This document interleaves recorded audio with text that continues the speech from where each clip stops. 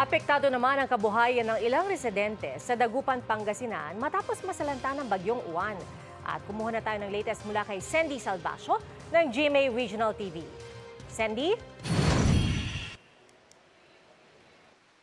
Pia, idineklara na ang state of calamity sa buong lungsod ng Dagupan City dahil sa matinding pinsala na iniwan ng bagyong Uwan. Wala nang magawa si Hara kundi titigan na lang ang ipinundar nitong bahay sa Barangay Bunuan Gasset, Dagupan City. Lubos siyang nangihinayang at nalulungkot nang wasakin ng malakas na hangin at ulang dala ng bagyong Uwan ang kanyang bahay. Isa si Hara sa mga nakatira malapit sa baybayin sa lungsod. Kaya nang tumama ang malakas na bagyo, natangay ang bahay nito. Hindi niya alam kung paano mapapaayos ang nasira niyang bahay at kung paano sila makababangon mula sa epekto ng bagyo.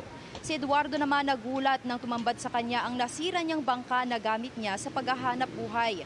Tiniyak daw niya na secured at nasa maayos na lugar ang kanyang bangka bago tumama ang bagyo. Kaya hindi niya inakalang tatangayin at masisira ito ng malalakas na alon sa baybayin.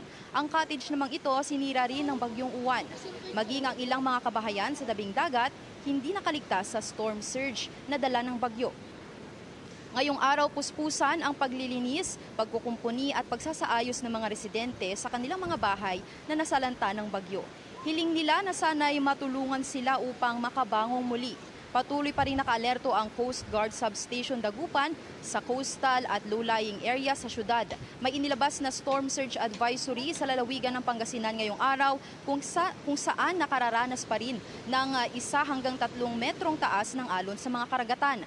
Pinapayuhan pa rin ng mga residente na maging alerto at mapagmatsyag sa anumang lagay o sitwasyon ng panahon.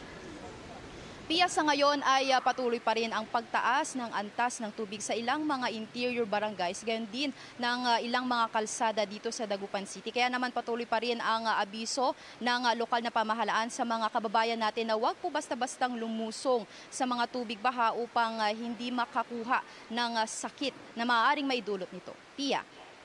Sandy, nabanggit mo na mayroon pa ring storm surge advisory, 1 to 3 meters na taas ng mga alon. So ibig sabihin ba nito, Sandy, marami pa rin ang nananatili sa mga evacuation center at hindi pa rin nakakabalik sa kanilang mga tahanan?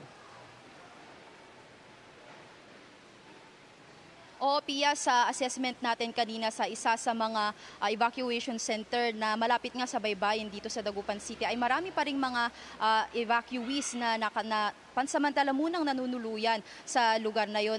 Karamihan sa kanila nasa 800 pataas na mga evacuees dahil nga natatakot pa rin sila sa nangyaring storm surge kagabi na kung saan bigla ang tumaas yung tubig at umabot sa mga residential area. Kaya naman hanggang ngayon ay yung ilan sa kanila umuuwi sa kanilang mga bahay pero hindi para umalis na sa evacuation center kundi para mag-ayos, maglinis, magluto. Pagkatapos ay babalik din sa evacuation center para na rin sa kanilang kaligtasan. Iya.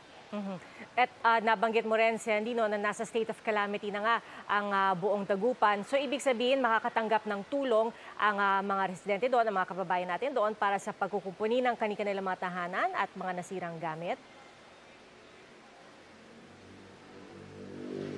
Oo, Pia, sa nakuha natin na impormasyon kanina, nabanggit naman nila na tiyak daw na may iaabot namang tulong ang acting mayor dito sa Dagupan City para sa mga nasalanta. Partikular na yung nabanggit kanina na nasiraan nitong mga bahay na malapit sa baybayin dito sa Dagupan City. Pia?